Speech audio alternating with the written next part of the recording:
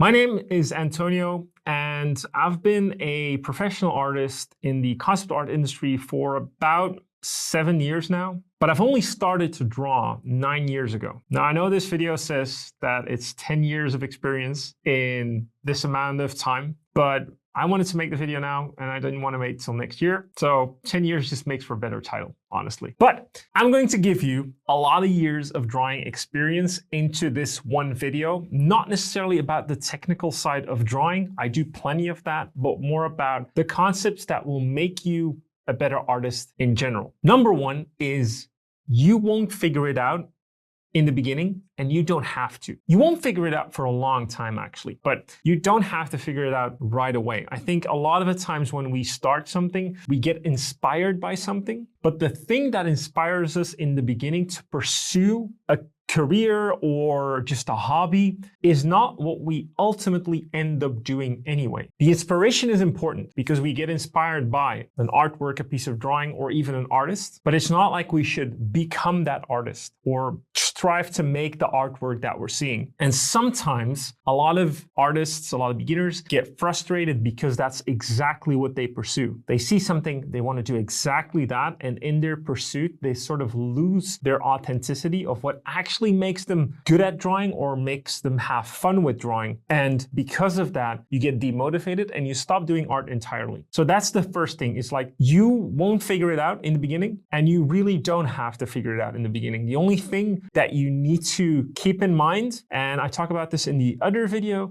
is you are consistent with your practice. That will be plenty. So that's the first thing. Number two, a great sketch is worth much more than a finished illustration. Now, why I say this is because the sketch itself, I did this as an art director as well, is when I'm looking for talent, I usually judge people's talent on their sketching abilities. So their sketchbook, their early iterations, their quick sketches, whatever. The reason for that is not necessarily because I'm looking for that or even that aesthetic. It's more because I can see all of the knowledge and experience in a sketch more than in a finished illustration. Why? A finished illustration, you can spend an ungodly amount of hours on an illustration and get something decent. You can keep rendering, or in this day and age, you can use tools, you can use technology, you can use 3D, photo bashing. God knows if you want to AI, right? I wouldn't recommend it, but you can. And all of this can give the illusion of a better fundamental skill than there actually is. Now, why do I say that for you as someone who wants to learn how to draw or get better at drawing is focusing on the fundamentals itself and knowing how to apply fundamentals over and over and over will make you much better, much faster than focusing on one particular thing, which is an end result, and spending, like I said, an ungodly amount of hours on getting that illustration. There's nothing wrong with making illustrations. You should make illustrations if that's what you want to do, obviously. But even if you want to go into illustrations, it's much better to do 100 composition studies, 100 types of sketching, character interaction, storyboarding. All of this is much more, let's say, sketch heavy, drawing heavy, but it's much more applying of the fundamental knowledge than the final piece of rendering and color that you're eventually going to do in an illustration. And even when you want to do color, it's much more advantageous to do color studies, do a lot of them, understand how color works, how you experiment with color, how you want to apply color. So there's a great quote from, I don't know who said it, but I think it's Jeffrey Watts. If you have enough starts, the finishes will take care of themselves. And that's really true. If you do enough of fundamental application, the end results, the cool illustration, the keyframe you want to make, or even the cool character design will take care of itself. It's those sketches, those starts, those really like what I want to call the actual fundamentals. That's what matters. Number three, focus on the process, not the result. This is a piece of advice I cannot give you soon enough in your drawing career or in your drawing hobby. A lot of the times, and this relates to number one, is we get inspired by something, especially now with social media, and you look online and you see something that's really cool and you want to get that end result. The thing is, and this is a crucial piece of information to know, is that a lot of the times you might actually not enjoy the process to getting to that result. And this is something you'll have to figure out when you're learning how to draw or paint or design is that the process is the ultimate goal, because the process will create your affinity for drawing. It will create that base of consistency that you can keep doing it because you love the process. And because you're doing the process, the end result, again, will take care of itself. So a lot of the artists I really look up to, what they actually really thoroughly enjoy is the process of what they're doing, not necessarily the end result. That's just a byproduct of that process that they love. So that's why the artists that I follow and really look up to, one of them just uses acrylic paint, and I don't like acrylic paint. I love the result that they're doing. I wish I could do it, but I hate the process of using acrylic paint. So I shouldn't focus on that, right? I should focus on what process do I really like. For instance, I love using inks. I love doing stuff like this. I love using ball pen. I love, sometimes rendering with ball pen. Those are the things I really like, I really enjoy. And because of that, that's the end result that I end up with. And it's the same thing with if you want to do something digital, but let's say you hate Photoshop, but you might love another software, or you love 3D and you don't like painting as much. The process of what you put your teeth in is much more important than actually focusing on getting that end result that you're striving for. So that's a crucial piece of information. Now, as you start out, that's why it's so important that when you start out, you experiment as much as you can, because it's the experimentation that will lay bare, so to speak, the thing you really like to do. If you just focus on one thing, you might actually get miserable doing that at some point, and you'll lose your interest of actually getting better. Number 4, I love this one, is this craft is uncheatable. Even with all the technology available, this is an uncheatable craft, meaning the more time you put into it, the more reward you will reap from the techniques you gain and the skill you gain. It's uncheatable. You cannot be good overnight. Even with stupid technology like AI, it won't get you good overnight, meaning you won't have that artistic eye. An artistic eye can only be cultivated over time. You need to put in the hours. You need to know what works, what doesn't work, what works for you specifically, what you like. You need to cultivate taste. Again, taste is something that you cultivate over time. So it takes time, and you need to know that when you start doing this. And even if you do it for a hobby or recreationally, it's just part of the process. You need to put time into it, and eventually you'll accumulate your own taste of things. You'll start to see what you like, what you don't like, what shapes you like, what colors you like, what compositions you like, what works and what doesn't work. Again, in a more professional setting, this is also the case. Like, you cannot become an art director like that because you can generate AI art. You cannot work on a project and give it a visual identity just because there's some magic tool that makes you generate a cool looking image. It's all about a craft. It's all about understanding fundamentals, understanding design, understanding storytelling, understanding emotion. All of that plays into being a good artist, essentially. And this is not only with visual art, this is with acting, this is with music, this is with dance. It's like in every craft. These creative crafts are uncheatable. So you need to know that when you get into it. Number 5 is very important to remember. There is always someone better than you. And there's always going to be someone better than you. Whether you think that subjectively or whether the internet thinks that objectively, it doesn't matter. You need to realize it, and you need to be at peace with that. There are so many people doing this, and there are so many different tastes as well. You cannot be the best for someone that has an objective or a subjective taste into things. So especially in art, especially in visual creativity, there will always be someone that is better than you, whether you think so or someone else thinks so. And you need to keep that in mind, and you need to be at peace with that. I think the only thing that you can really strive for is just to see if you find yourself better than a previous version of yourself. Even if, let's say, the technical part of the art sometimes didn't get better, right? Especially, I think, at a later stage in your journey, you might have peaked technically, but then you start finding your own voice and you start creating things that you just like more in terms of shapes you want to see, or compositions you want to see, or just designs or subject matters you want to see.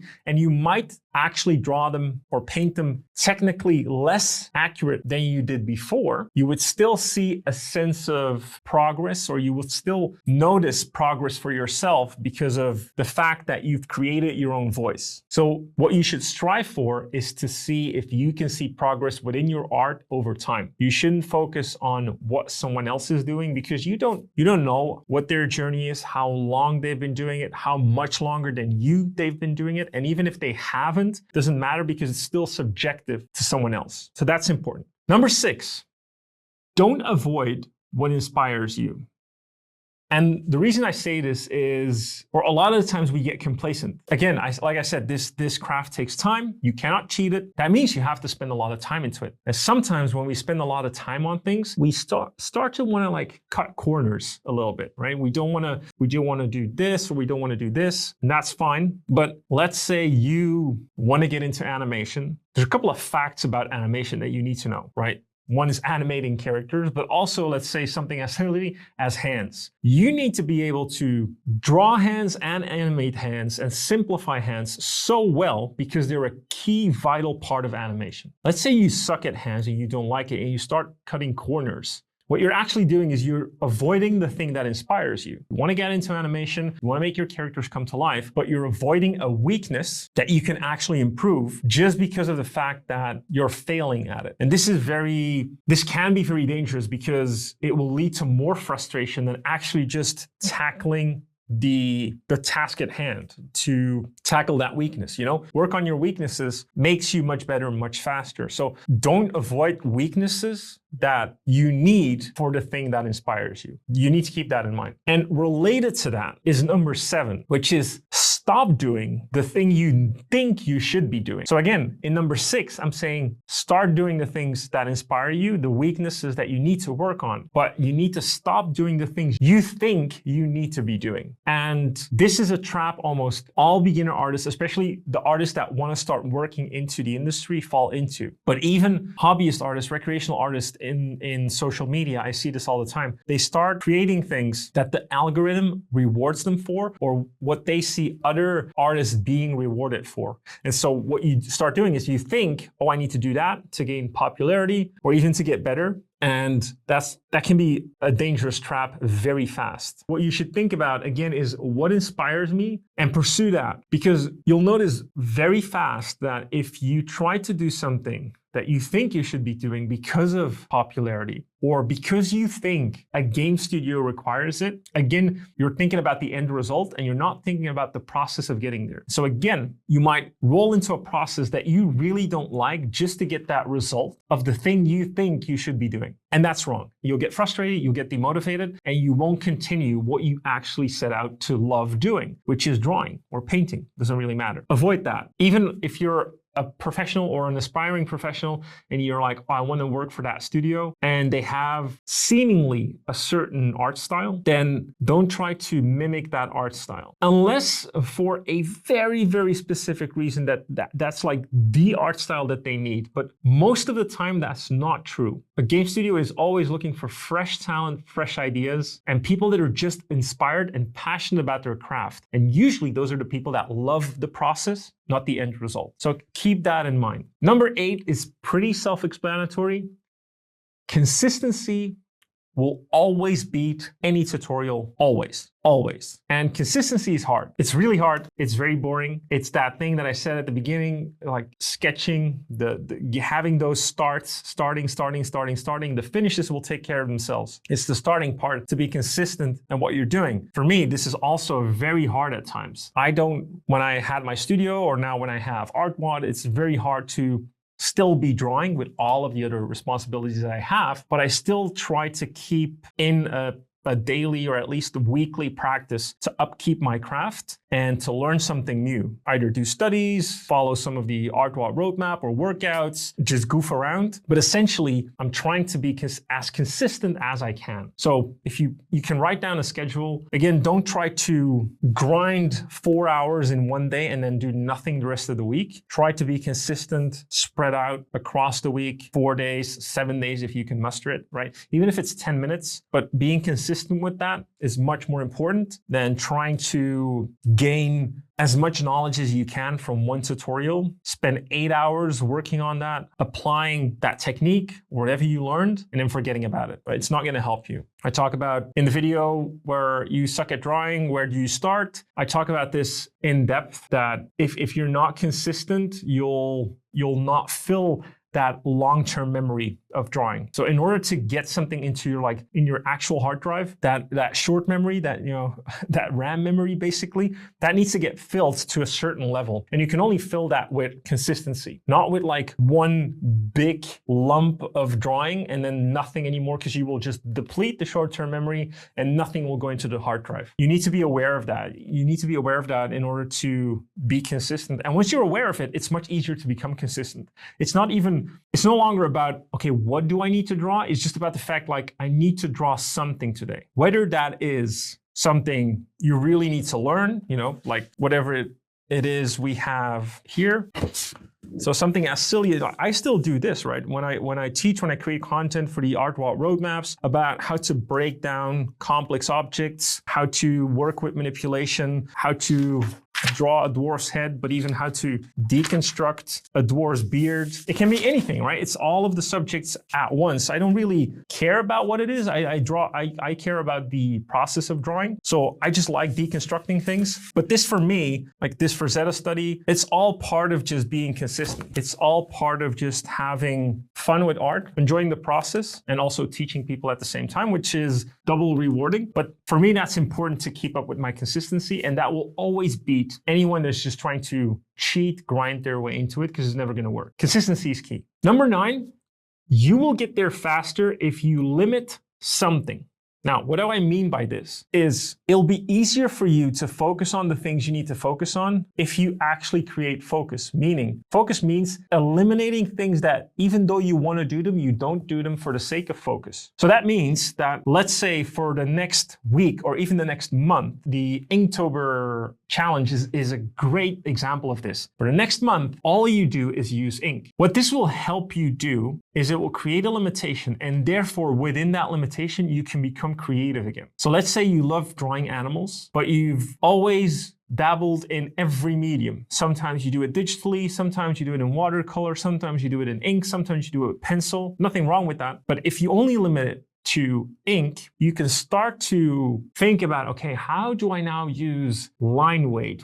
How am I going to use these lines to describe the form? How am I going to use these lines to describe texture? How am I going to use this medium to apply color? And all of that is going to feed into all of the other media you want to use, whether it be digital, whether it be pencil, because you learned something new and you became creative with it. And again, you're building more of your own voice. Same thing with limiting the subject matter. But instead of limiting the medium, you limit the subject matter. So let's say for the next week, I'm only going to draw hands. Or even more specific, I'm only going to draw beards. You can narrow it down very, very much if you want to, depending on what weakness you want to build up. But that's also a really good key element, because when you limit your subject matter, again, you can become creative with the subject matter. You can see, like, how can I play with the shapes? How can I play with the texture? How can I add more believability to it? Whatever you can think of suddenly becomes clear because you're focused on that one specific subject matter. And so by limiting yourself, you will grow exponentially because you've limited either the subject matter or the medium that you're working with. You can do both, by the way. You can say, for the next week, I'm only going to draw frogs in fine liner. And you'll see that you suddenly have to start thinking very creatively. When I worked in the industry, the best projects usually, or the best games even, usually are created out of limitation. We see this a lot, that studios with ginormous budgets and unlimited resources create shitty games. And it's because there's no limit. Once you have a limit in the technology you can use, the amount of people you have, the budget you have available, you have to start becoming very creative with a lot of constraint, and that is where creativity shines. So by limiting yourself, you will become creative, or more creative than you were before. You'll see this will work wonders. And lastly, and of course this is important to mention, is that your voice matters. And I think in this day and age of social media and the art community or the industry as a whole, it sometimes feels overwhelming with the amount of artists there are, or the amount of artworks you see, and you might start feeling like, does it really matter that I make a drawing now? And yes, it does. It does because one, for yourself, because you love what you do, this is what inspired you, but also just for the community. When you get really good at this, you start building your own voice, and that's the human creativity part. You can start creating something unique, and that uniqueness can create other artists, next generation of artists. It inspires us. It creates an example for other artists to, pursue something similar to what you're doing, or just be inspired by who you are as an artist, as a person. So yes, you should keep doing it. And yes, your voice matters. That this isn't only for art. We see this with filmmaking as well. You might say there's so many films being released on a daily basis. Why would my voice matter? And still there's these genius directors or writers or actors that arise because they wanted to create their own voice and they're unique in what they do. So it's important. Not only art, it's not only filmmaking, it's every creative endeavor. It's important that you pursue that and that you believe in that. Sometimes it's hard to, especially because of the online digital age, but it is important, very much so. That about wraps it up. These 10 things I think are extremely important for you to keep in mind when you start this journey or when you're in the middle of this journey. I know a lot of you that are watching are probably already drawing. Sometimes you feel stuck or demotivated, and I think it's really important to keep all of those points in mind as you go through your art journey. Again, keep it up, stay creative, and have fun.